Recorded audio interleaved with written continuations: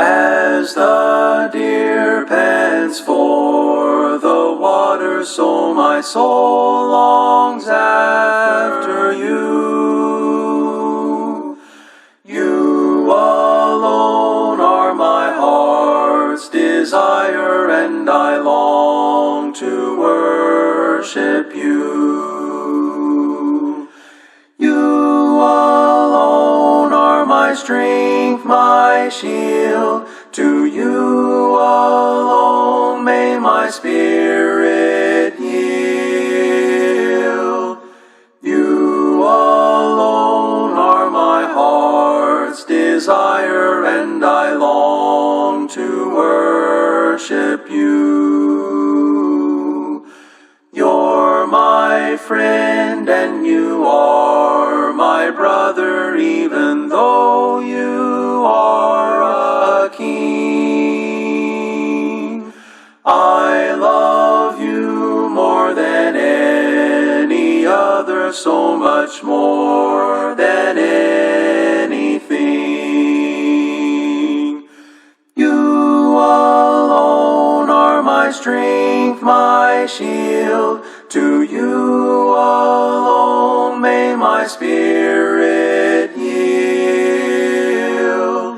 You alone are my heart's desire, and I long to worship you.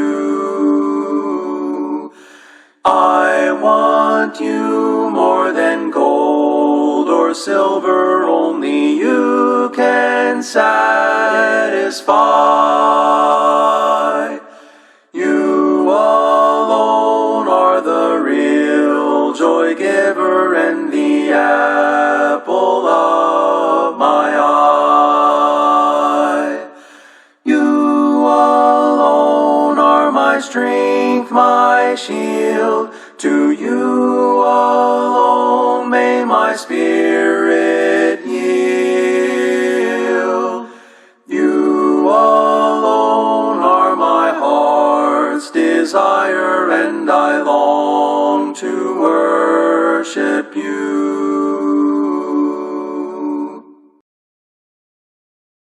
Stood prophet today. We want to have a look at him. Last week, you remember, we talked about the prophet who didn't understand. And that was the prophet Habakkuk, who couldn't understand God's dealings and why God was allowing a terrible nation to come upon his people, and why the people themselves, being so wicked, were not punished for their wickedness. We're going to talk about Jeremiah this morning. And as I said, Jeremiah is really a misunderstood man.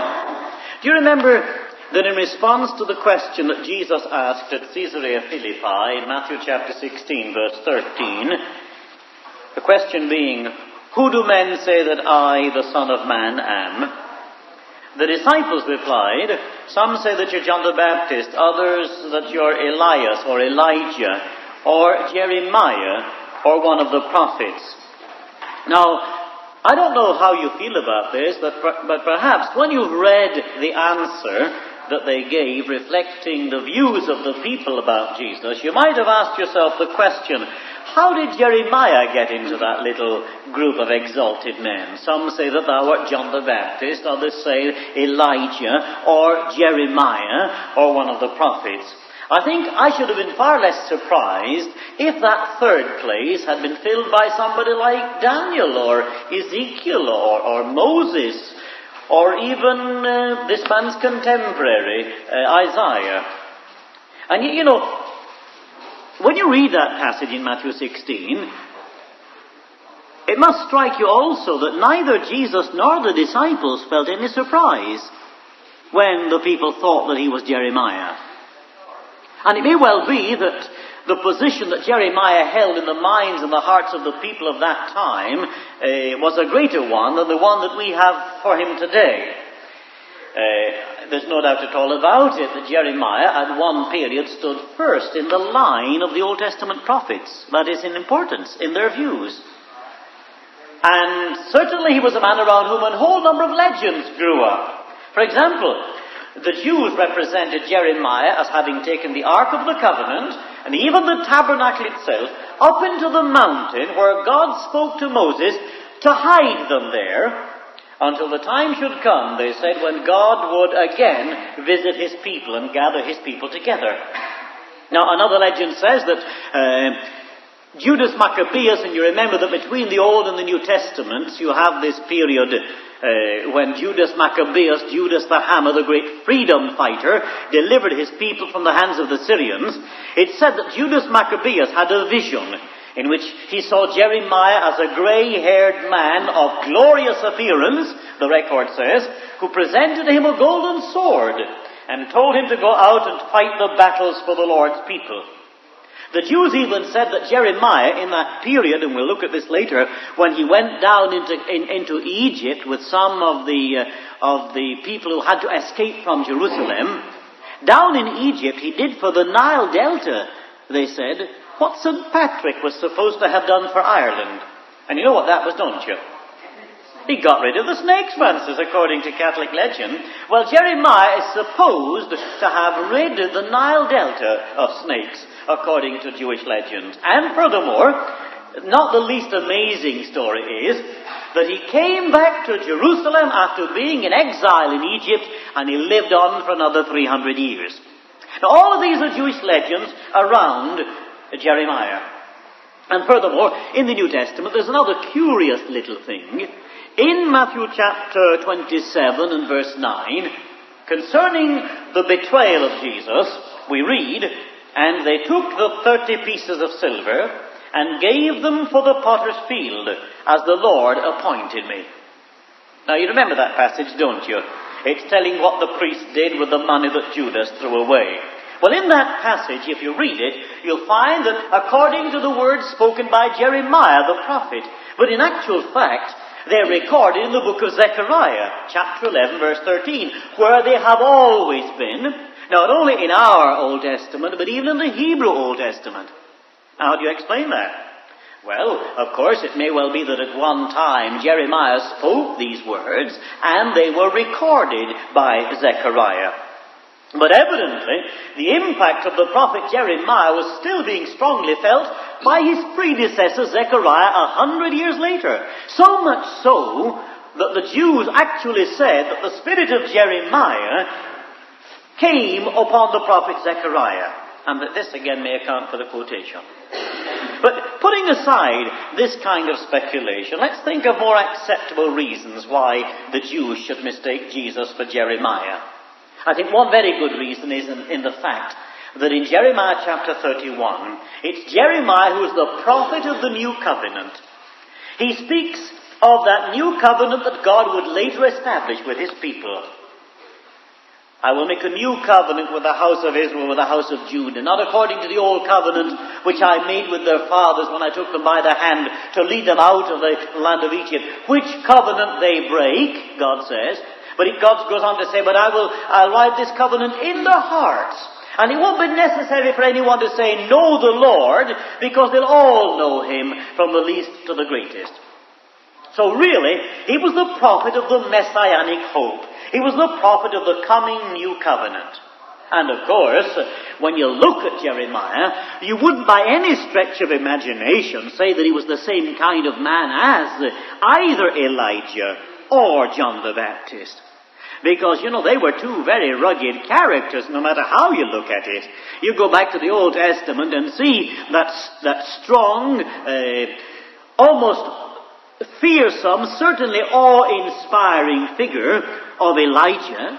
And John the Baptist too, as he stands there in his camel's hair coat or garment, whatever it was, with his staff in his hand. And no doubt his hair covered with his face covered with hair, I'll get it right. His face covered with hair, a great beard. He must have been a rugged kind of man, a man of the wilderness. Jeremiah wasn't that kind of man. Jeremiah was a much more sensitive man. And in fact, I think people recognize that. You've heard the expression, "Don't be a Jeremiah." Now, that Jeremiah is regarded as a doleful kind of character by so many people today. Indeed, in the Oxford Dictionary, a Jeremiad is a doleful lamentation or complaint. And a Jeremiah is a doleful prophet or a denouncer of the times. And of course everybody thinks about Jeremiah as a man of tears and point out to the fact that he wrote also the book of Lamentations. Now of course Jeremiah did weep. He was a man of lamentations, and he would weep as any Oriental would weep when he saw what was happening to his people. He'd something to weep about. Do you know that this man's ministry covered one of the most distressing periods in the entire history of the Jews? For example, he saw the death of the last king of the great Assyrian Empire, Ashurbanipal. We talked about him last week. He saw the destruction of the city of Nineveh. He saw the invaders coming down from the north, tearing the Assyrian Empire apart. In his own country, he saw a royal assassination. He saw Ammon, son of King Manasseh, murdered by court officials. He saw one of the most promising kings the nation had, King Josiah, killed at the Battle of Megiddo in 607 or 8 BC. Killed when he intervened in a battle where he'd no business anyway.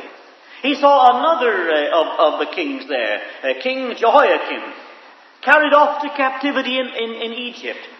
He saw the fourth king dispatched to Babylon, Jeconiah, where he was a prisoner for 37 years. He saw the very last king of Judah, captured by the Babylonians, had his eyes put out, and sent in chains to Babylon to die.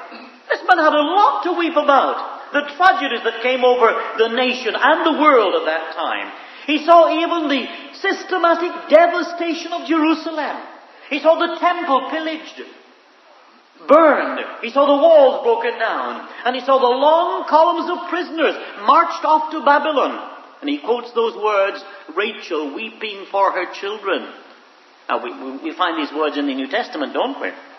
But really they're quoted by Jeremiah. They're quoted by Jeremiah because he sees the long columns of prisoners being marched from Judah, past Ramah, where Rachel's grave was. And he pictures Rachel as weeping in her grave as she hears or sees the prisoners being marched off into captivity.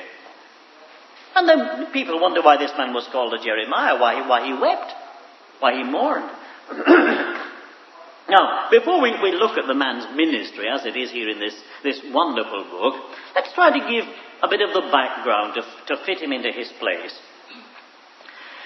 He was born at a little place called Anathoth. It's about 3 miles northeast of Jerusalem, on the bleak Judean hills. Today, it has about 10 houses, I understand. It's called Anata. Not a big place at all. But it was one of the residences of the priest. You know that the priests, when they occupied the land of Canaan, had no assignment of land. They received no inheritance in the land, but instead certain cities were assigned to them as residences. Jericho was one, you remember, being used in the days of Jesus.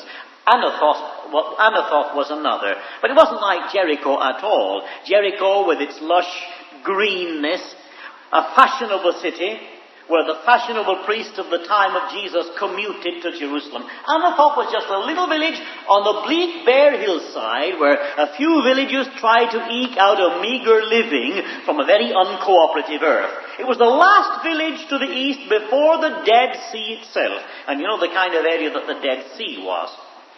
Well, he was brought up there as the son of Hilkiah, a priest, in the dark days, the last days of the reign of King Manasseh. Now, King Manasseh, I would call him King Manasseh the Bad. He reigned for about 54 years, and he was infatuated with Egypt. He wanted an alliance with Egypt, and consequently, the religion and the moral life of the nation deteriorated during this man's reign. Well, Manasseh died when Jeremiah was growing up. His son Ammon came to the throne. I think it's remarkable that Ammon, the son of Manasseh, who became the king, is the only king in the whole history of God's people to have a name that commemorated a pagan god. Because he was named, well, it's an indication of his father's infatuation with Egypt. He was named after Ammon, the chief Egyptian god whose worship center was at Thebes. Well, Ammon didn't last for very long. He lasted for only 2 years. He followed his father's idolatrous practices, but then he was assassinated by court officials. Of course, they paid for that by their lives. But nevertheless, that assassination, I think, was an indication of the change that was coming over the thinking of the people at the time. Because it brought to the throne this young lad called Josiah. And it marked a great change in the direction that the nation was going to take. Now, I think the very name Josiah is interesting. It means that Jehovah is his salvation, or Jehovah is salvation. That's interesting, that, isn't it? Here's a man who's been an idolater, Manasseh, his grandfather. His own father, Ammon, has been an idolater. Yet his name means Jehovah is salvation. Why the change? Well, certainly the father didn't give him that name. I suppose that if we knew more about his mother, her name was Jedidah, we might have discovered that she was the one who insisted that that child should not be brought up after the idolatrous fashion, but after the fashion of the old religion. And that's exactly what happened.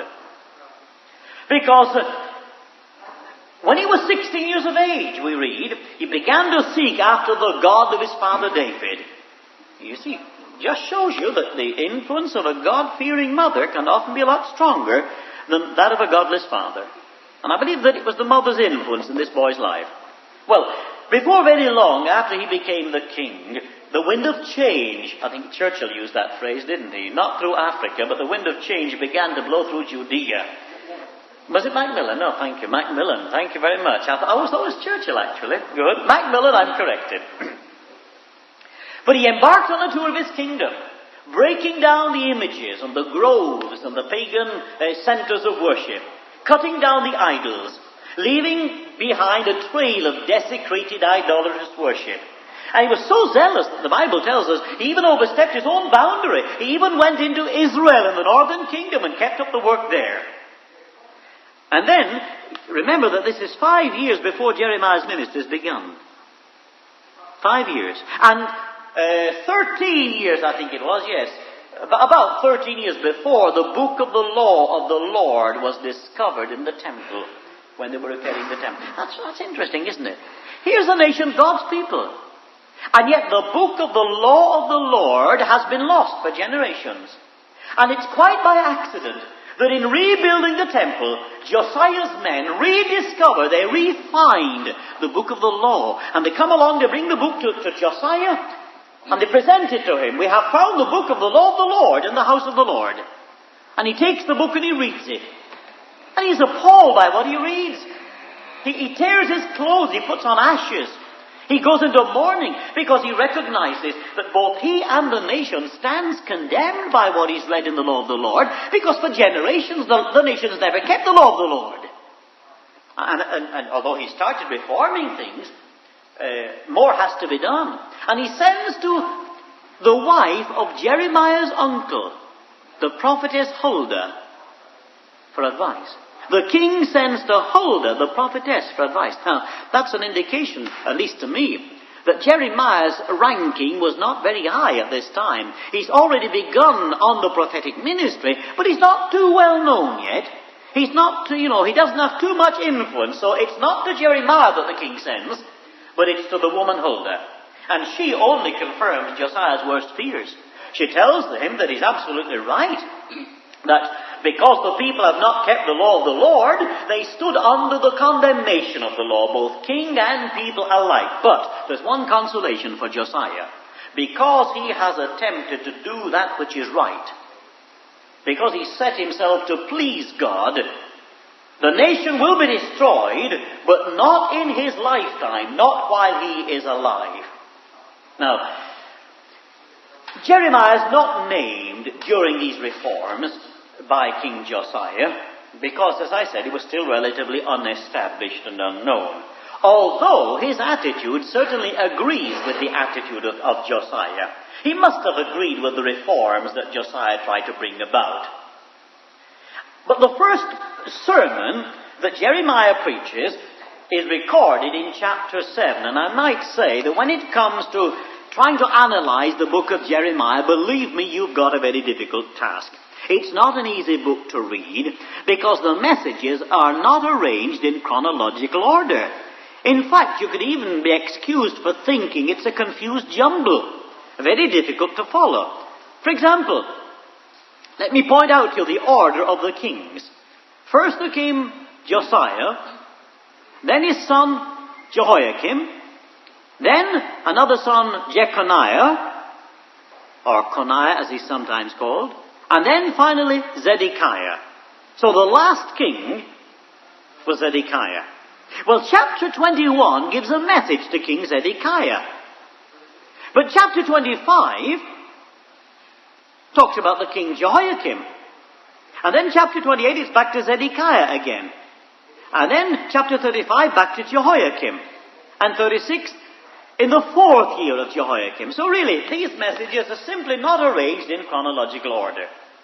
And so here, for example, with this sermon that Jeremiah preaches in chapter 7, the sermon is preached in chapter 7.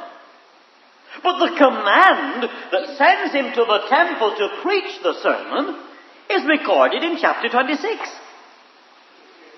A bit confusing, isn't it? However, never mind the order, let's get to the message. Never mind the shell, let's get to the kernel. Chapter 7 really marks the definite commencement of Jeremiah's ministry. And it's after King Josiah has died tragically. Now, this young man went to intervene in a battle being waged at Megiddo. It didn't concern him. It concerned Babylon and Egypt. But he went and he stuck his nose in, and well, as so often happens, when you stick your nose in other people's business, you come off worse. And he certainly came off worse because he was killed. And the people were concerned about that. So, Jeremiah went there to the temple and he preached to them. Now, the people had the idea that they were going to be saved and safe because the temple of God was there in Jerusalem. And if you read that sermon, you'll find that the people were saying, the temple of the Lord, the temple of the Lord, the temple of the Lord was this. Almost like a football crowd chanting, and they kept this up, the temple of the Lord, working themselves up into a frenzy in Oriental fashion. And thinking that because they had the temple there, nothing was going to happen to the nation. And Jeremiah stood there in the temple court and he preached that first public sermon. And he says to them, look, don't think that by chanting the temple of the Lord, this is going to save you. Will you rob and murder and steal and commit adultery and swear falsely and burn incense to Baal and walk after strange gods and then come and stand in this temple and chant the temple of the Lord and think that this is going to be the means of your deliverance? Say, we are delivered. They were telling themselves, nothing's going to happen to us, you see, we've still got this temple. And on the surface, it almost seemed as if they were putting the trust in God, but they weren't. Jeremiah knew that. And he reminds them of something that happened a long time before. At a time when Samuel was alive, in the days of Samuel and Eli, when the wicked people had trusted in the Ark of the Covenant in a battle against the Philistines. Remember that? They'd been fighting against the Philistines. Things were going bad with them. So they said, go and bring the ark to the field of battle. And when the ark's there, everything's going to be fine. So they sent and they brought the ark of the covenant, took it up into battle, and they thought, well, we've got the ark of the covenant, God is with us, and we're going to gain the victory. And they were terribly defeated. They were smashed. They were broken. And worse still, the ark of the covenant itself was lost. And Jeremiah says, it's not going to be any different with you. The temple will be destroyed. Now, that really is the kind of message that made Jeremiah a very unpopular man. He told them there's no safety in the kind of religion that you're maintaining. He went even farther than that, and this was really the crunch. He said, look, in chapter 27 he says this, look, he says, the king of Babylon has been raised up by God as his instrument. God has given him his territory, God has given him his power, and God has decreed that all nations should serve the king of Babylon, and furthermore says, that nation which will not serve the king of Babylon, I will punish. So he says to the Jews, you recognize that the king of Babylon's coming, and he's coming to take over. Now you have two choices. On the one hand, you can submit to the king of Babylon and go peacefully into captivity, and everything will be fine, your temple and your city will remain. Or you can resist God's instrument, the king of Babylon. He'll still come, you'll still go into captivity, but your city and your temple will be destroyed. Now, not a very popular message. It's almost as if during the last war, somebody were to stand up in high places here and say, submit to Hitler, submit to the Germans, because the Germans have been appointed by God as his instrument. Well, that man would be regarded as a traitor. Well, how do you suppose Jeremiah was regarded? He was looked on as a traitor. A man who advised submission to the Babylonians. And they didn't take it. In fact, he must have been a very lonely, very unhappy man because of this. He was, as I say, branded as a traitor because he advised submission to the Babylonians. He was persecuted by the men of his own town Anathoth, as chapter 11, verses 18 to 20 show. He was put in stocks, chapter 20 again. He was threatened with execution in the reign of Jehoiakim. He was imprisoned in the court of the guard. He had to be hidden from the anger of the king. He was cast into a dungeon. Released from the dungeon, he goes back to the court of the guard again, and he stays in the court of the guard a prisoner until Jerusalem is taken. And then he's bound with chains, and they're going to take him off into captivity. Until the Babylonians recognize that he was a man who'd advised the nation to submit to Nebuchadnezzar. And so the captain of the Babylonians releases him and gives him the opportunity of going to Babylon with them and being an honored guest in Babylon. And Jeremiah says, no, I'll stay in Jerusalem with the remnant. And he stayed back with the remnant left in the city. And then there was trouble. The representative of Babylon was killed. And the assassins had to flee to Egypt. And they forced Jeremiah and his scribe Baruch to go with them. And that's where Jeremiah died, in Egypt. He never saw his homeland again. Now, that is the kind of a misunderstood man. The man was right all along. And he said, you're going to go into captivity. But after 70 years, in fact, he said to them, look, and this wasn't popular either. He said, look, wherever you go into captivity, build your houses, plant your vineyards, marry, make the best of life in that land, and pray for the good of the people who take you captive. Popular message? Because he says after 70 years, God is going to bring you out again. So you can see why Jeremiah was a man who walked alone.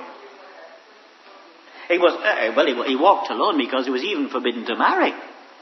Chapter 16, verse 2, that was meant to be a sign. Because of the impending destruction, because of the hardness of the times to come, God says you mustn't marry. No family. He had no home. And the only friend he had for much of the time was this man, Baruch, his faithful scribe and biographer. In fact, we're very much indebted to the man Baruch for what we know of Jeremiah. Through the activities of Baruch the scribe, we know more about Jeremiah's personal life than about the life of any other Old Testament prophet. What was the man's temperament? Well, as I said, he was a very lonely man, and he was a misunderstood man. And you'd think it would take a really tough character to stand that kind of treatment, wouldn't you? To stand out alone against the court and the nation. And yet, when you read the book of Jeremiah, you'll find that Jeremiah was a very sensitive man. Had he been left to himself, he never would have taken this position. He would never have thought to stand out against all the ill will, all the antagonism, the animosity of the people. He was like some of us. We don't like to upset people. We like to be liked. We want people to think well of us. We want to be friendly with people. Jeremiah was that same kind of sensitive person. Were it not for the fact that God called him, God virtually compelled him to speak, Jeremiah would never become this kind of man. Nothing would have suited him better than to have stayed in the priesthood, to have grown up and to follow his father in the priestly ministry and served quietly as a priest. But no, he's thrust into the limelight and he doesn't like it. On one occasion he says to God, "O Lord, thou hast deceived me," and I was deceived. He says, "I'm angry with you." And of course he wasn't a perfect man. Let me say this in passing. Jeremiah was not perfect. And as you read that book, you'll discover that he wasn't perfect. There are times when he pours out angry complaints to God. But I'll tell you one thing. Those complaints to God were always poured out in private, never in public. Whenever he had anything to grumble about to God, he did it to God quietly, on his own, not with other people around. And he says in this particular passage, you've deceived me, and I was deceived. He said, I made up my mind I wasn't going to speak any more of your word, any more of your name. But he says, your word was in my heart. Let me read it to you in chapter 20 and verse 7. O Lord, thou hast deceived me, and I was deceived. Thou art stronger than I, and hast prevailed, and become a laughing stock all the day. Everyone mocketh me. For as often as I speak, I cry out, I cry violence and spoil, because the word of the Lord is made a reproach unto me, and a derision all the day. And if I say, I will not make mention of him, nor speak any more in his name, then there is in mine heart, as it were a burning fire shut up in my bones, and I am weary with forbearing, and I cannot contain. He even says in verse 14, Cursed be the day wherein I was born, and let not the day wherein my mother bare me be blessed. Cursed be the man who brought tidings to my father, saying, A man-child is born unto thee, making him very glad. So you can see how depressed the man got, simply because he was this very sensitive personality, and found it so hard to stand out there against the public, against everybody, and stand out alone. And yet, you know, because he was this kind of sensitive man, he was a man with a very real sense of holiness and a very true concept of God. And when I say he had a true concept of God, what I mean is this. Jeremiah realizes that God is not just the God who is concerned about Israel alone, but God is the God of the universe. And that God's will is not that one nation only should be blessed, but that all mankind, being the creatures of God, should have God's blessing. And that's something that these people didn't realize. It also follows, I think, from his sense of holiness too. He's the prophet of a personal religion, because from the very first through to the end, he emphasizes the importance of having a personal relationship with God. Being right with God on a personal basis, and not simply through the nation. And as I say, this sense of holiness is shown in the fact that he makes this intercession in chapter 14, verses 20 and 21. We acknowledge, O Lord, our wickedness and the iniquity of our fathers, for we have sinned against thee. Do not abhor us for thy name's sake. Do not disgrace the throne of thy glory. Remember, break not thy covenant with us. And it's because of passages like this in the book that Jeremiah is regarded as a type of the suffering servant of Jehovah that we find about in the book of the prophet Isaiah. The one who was a man of sorrows and acquainted with grief. So Jeremiah has a lot in common with Jesus in this respect. Now the time is passing. Let me make this one last comment here. The closing note, and I have not gone through the contents of the book at all. The closing note of the book of the prophet Jeremiah is one of hope and salvation, as I said. He says in effect, the potter will not allow his work to remain spoiled or marred. When he breaks that clay, as he's going to break Judah, when he crushes it, it's only to mold it and to shape it anew into something that's really lovely.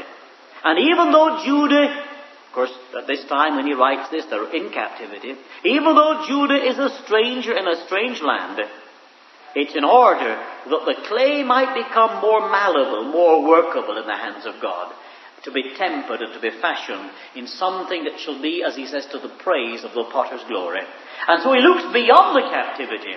After 70 years, when all of this terrible experience is just a bad memory, he says God will bring back the remnant of the house of Israel and the house of Judah, and he'll make a new covenant. That's the new covenant of the New Testament.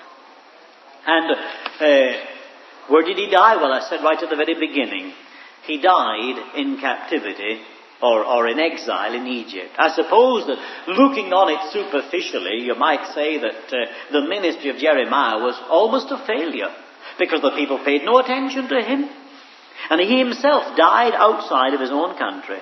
But you can't regard it as a failure at all. He says finally, "Thus saith Jehovah of hosts, Behold, I will punish the king of Babylon and his land, even as I punished the king of Assyria. And I will bring Israel again to his pasture, and he shall feed on Carmel and Bashan, and his soul shall be satisfied on the hills of Ephraim and Gilead. In those days and in that time, the iniquity of Israel shall be sought for, and there shall be none. And the sins of Judah, and they shall not be found. For I will pardon them whom I leave as a remnant." That's in chapter 50, verses 17 to 20. And there Jeremiah dies in exile at a place called Tahpanhes in Egypt. And there's an interesting note here too. Sir Flinders Petrie, the Egyptologist, was excavating at Tahpanhes in Egypt, and he discovered the ruins of Pharaoh's house, to which there's only one entry, only one door, exactly as described in Jeremiah 43 verse 9. Where Jeremiah was commanded in Tahpanhes in Egypt to set tiles at the entry of Pharaoh's house. Chapter 43 verse 9. And that description there coincides perfectly with the discovery in Tahpanhes in Egypt. And it may well be that that is the very Pharaoh's house discovered that Jeremiah talks about.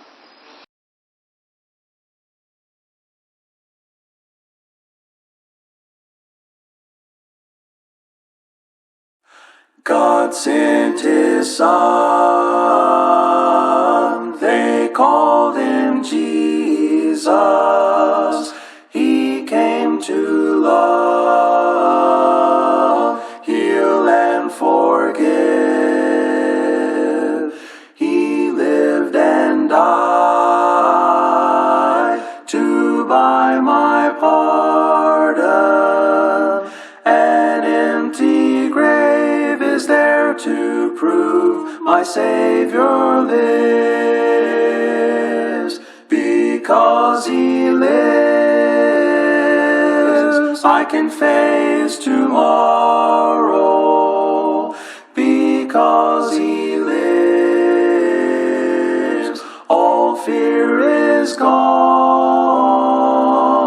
Because I know he holds the future, and life is worth the living just because he lives. How sweet to hold a newborn baby and feel the pride and joy he gives. But greater still, the calm assurance this child can face uncertain days because he lives. Because he lives, I can face tomorrow. Because he lives, all fear is gone. Because I know he holds the future, and life is worth the living just because he lives. And then one day I'll cross the river, I'll fight life's final war with pain. And then as death gives gives way to victory. I'll see the lights of glory, and I'll know He lives. Because He lives, I can face tomorrow. Because He lives, all fear is gone. Because I know He holds the future, and life is worth the living just because He lives.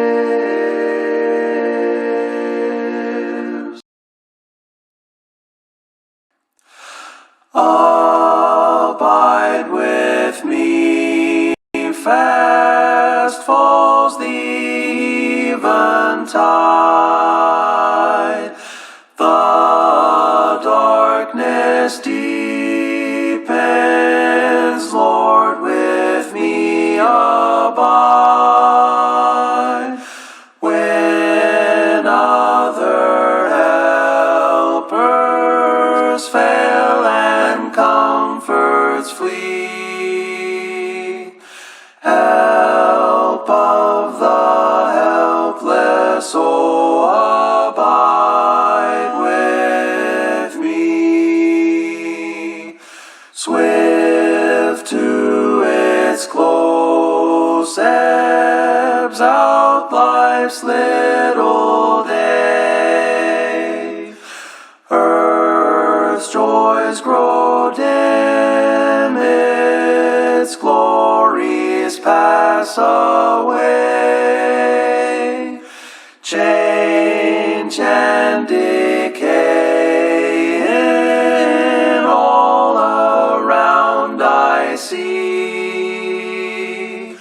O Thou who changest not, abide with me.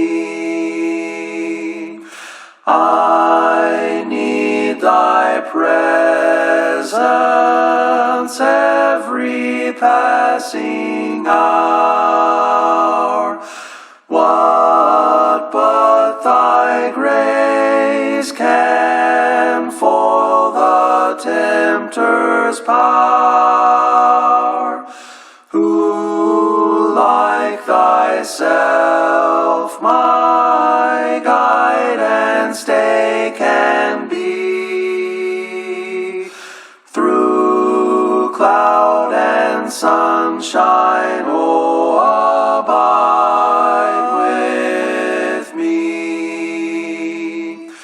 I fear no foe with Thee at hand to bless.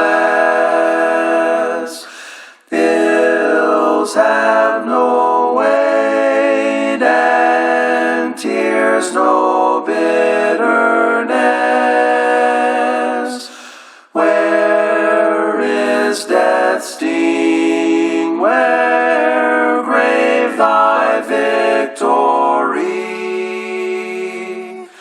I triumph still if Thou abide with me. Hold Thou Thy cross before my closing eyes. Shine through the gloom and point me to the skies. Heaven's morning breaks and earth's faint shadows flee. In life, in death, oh,